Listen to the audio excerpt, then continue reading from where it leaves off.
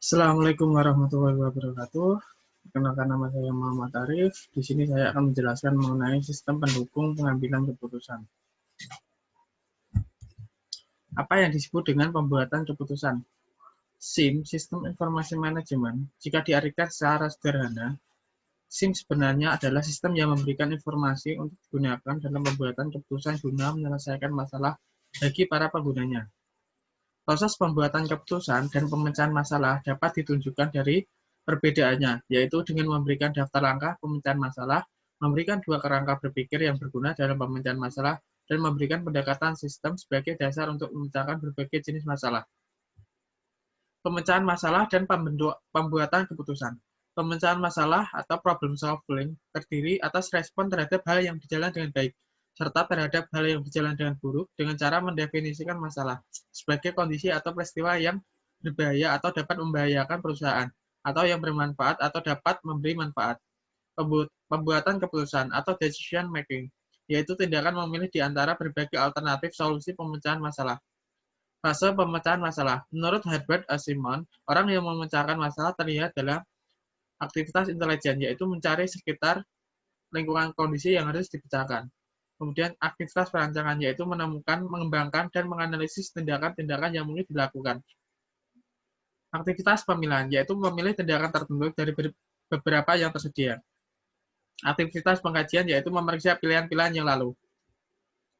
Kerangka pikiran pemecahan masalah. Kerangka berpikir yang berguna dalam pemecahan masalah adalah model sistem umum perusahaan dan model 8 elemen lingkungan.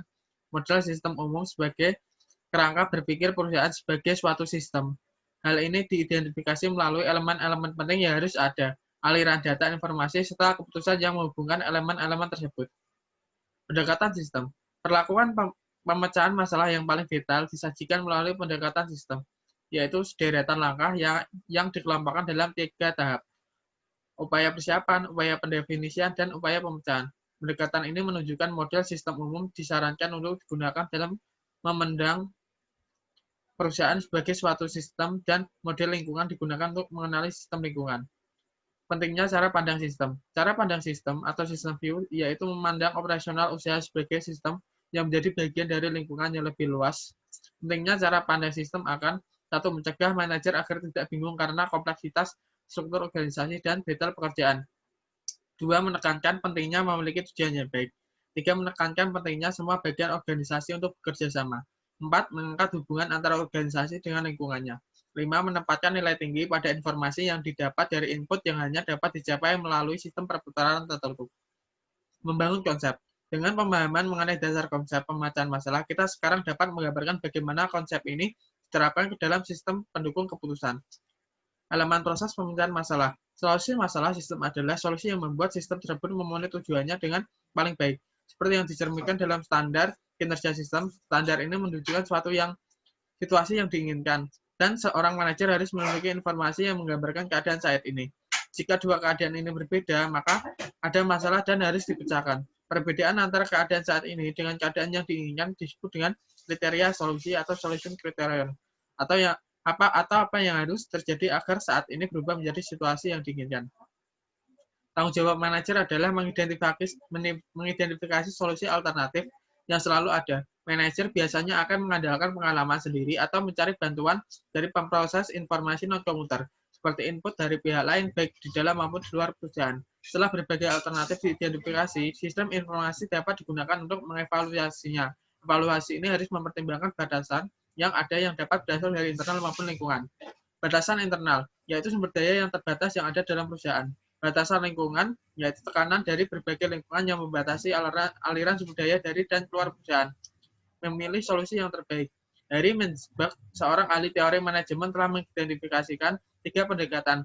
1. Analisis, yaitu evaluasi atas pilihan-pilihan secara sistematis dengan mempertimbangkan konsekuensi pilihan-pilihan tersebut pada tujuan organisasi. 2. Penilaian, yaitu proses yang dilakukan oleh seorang manajer, contohnya adalah manajer produksi menerapkan pengalaman dan intuisi dalam mengevaluasi gambar pabrik baru yang disusulkan dari model matematika. 2. Penawaran, yaitu negosiasi antara beberapa manajer. Permasalahan versus gejala. Gejala adalah kondisi yang dihasilkan masalah. Pentingnya melihat perbedaan masalah dengan gejala adalah agar kita tidak menghabiskan banyak waktu dan uang untuk menyelesaikan permasalahan yang salah satu atau sesuatu yang sesungguhnya bukanlah suatu masalah. Struktur permasalahan. Masalah mengenai beberapa banyak persediaan yang harus besar merupakan contoh permasalahan yang dapat dipahami dengan baik oleh seorang manajer. Bahkan dengan model matematika yang disebut dengan formula EOQ, Economic Object Quantity, dapat memberitahu bagaimana masalah tersebut harus diselesaikan. Masalah yang tidak terstruktur, yaitu masalah yang tidak memiliki elemen atau hubungan antara elemen yang dipahami oleh orang yang memecahkan masalah.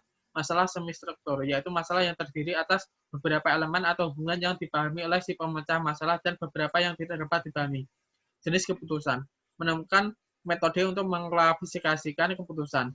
Yang satu, keputusan terprogram, yaitu bersifat repetitif dan rutin dalam hal prosedur tertentu digunakan untuk menanganinya sehingga keputusan tersebut tidak perlu dianggap de novo atau baru setiap kali terjadi.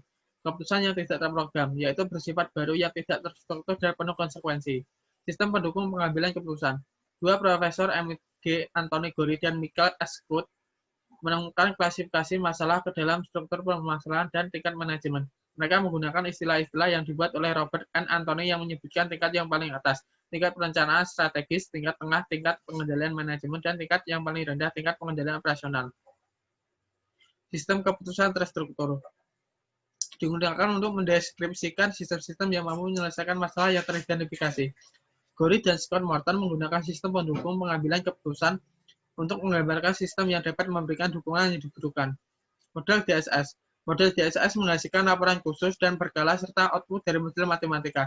Laporan khusus ini berisikan respon terhadap permintaan ke basis data. Setelah DSS diterapkan dengan baik, kemampuan yang memungkinkan para pemecah masalah untuk bekerja sama dalam kelompok ditambahkan dalam model tersebut.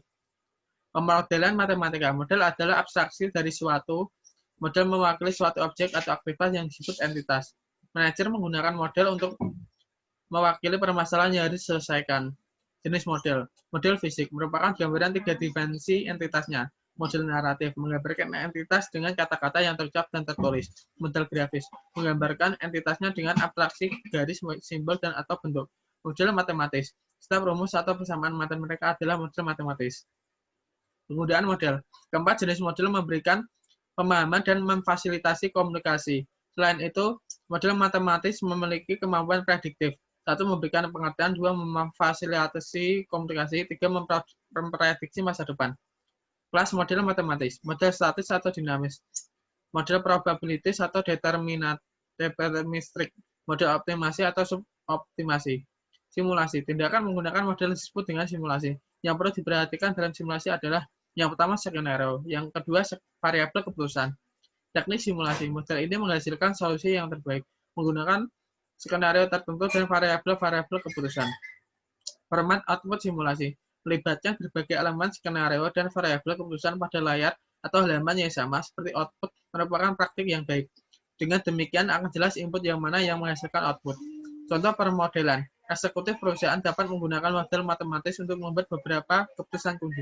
Para eksekutif ini dapat menyimulasikan dampak dari harga pokok, jumlah investasi pabrik yang dibutuhkan untuk menyediakan kapasitas untuk memproduksi produk, jumlah yang akan diinvestasikan dalam aktivitas pemasaran seperti iklan dan penjualan langsung, jumlah yang akan diinvestasikan dalam penelitian dan pengembangan.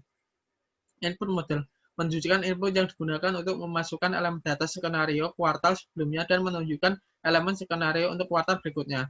Output model. Para eksekutif mendapatkan output yang lebih detail dalam bentuk tampilan layar atau cetakan. Kelebihan dan kelemahan permodelan. Manajer yang menggunakan model matematika bisa menggunakan manfaat melalui hal-hal berikut. Yang pertama, proses pemodelan dapat menjadi pengalaman belajar. Dua, kecepatan proses simulasi.